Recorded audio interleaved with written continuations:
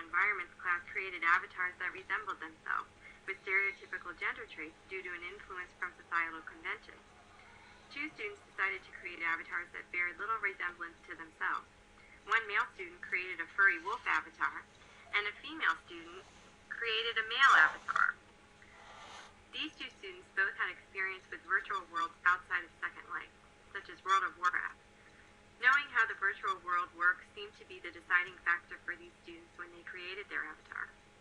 Spending time in another virtual space, these students already understood the nature of the game. The tendency for individuals who frequently inhabit virtual spaces to create avatars that are radically different from themselves in appearance can be seen in what follows. The New York Times put together a slideshow with split-screen images of users and their avatars from various online virtual games and provided pertinent statistics such as the user's number of in-world hours per week. In the slideshow, Cho Siang-Raik has been a Lineage 2 resident since 2004, spends on average about 8 hours a week in-world, and his avatar, Uru As, looks nothing like him. A City of Heroes user profile, Tommy Graves, spends 15 hours a week in-world, and his avatar, World Catalyst, looks like something out of a comic book. A World of Warcraft user, Lee Taik-Su, spends 10 hours a week in-world with his avatar named Kramer, which resembles a samurai warrior.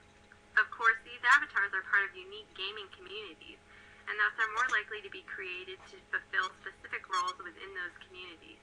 However, the extent of creativity involved in crafting these characters as entirely different from themselves is interesting to note.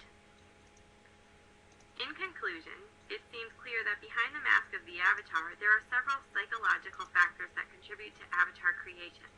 Gender roles, societal beauty ideals, gender appearance expectations, and prior experience with virtual worlds. Some of the questions raised by this preliminary research are as follows. If students were able to spend more time getting acclimated to the Second Life world, then would they eventually start to experiment with their avatar's appearance? Also, if all the students become familiar with another virtual gaming system such as World of Warcraft, and then transition to Second Life, would they be more inclined to create an unconventional avatar? And ultimately, what impact, if any, does creating new personas within Second Life have on the people who create them? In terms of how these findings might inform teaching practices involving Second Life, it might be valuable for students to have time to explore their experiences communicating through different avatars. Perhaps professors and other educators could encourage their students to initially explore Second Life with an avatar that closely resembles themselves. Then they could enhance their avatar appearance to fit stereotypical male or female attractiveness, and finally they could explore the virtual world as the opposite gender or even as something non-human. Students could keep a blog or journal and record their interactions with other Second Life users. Reflecting on these experiences in weekly class discussions would allow students to compare their observations with other classmates. This type of role-playing assignment could teach students valuable lessons in self-exploration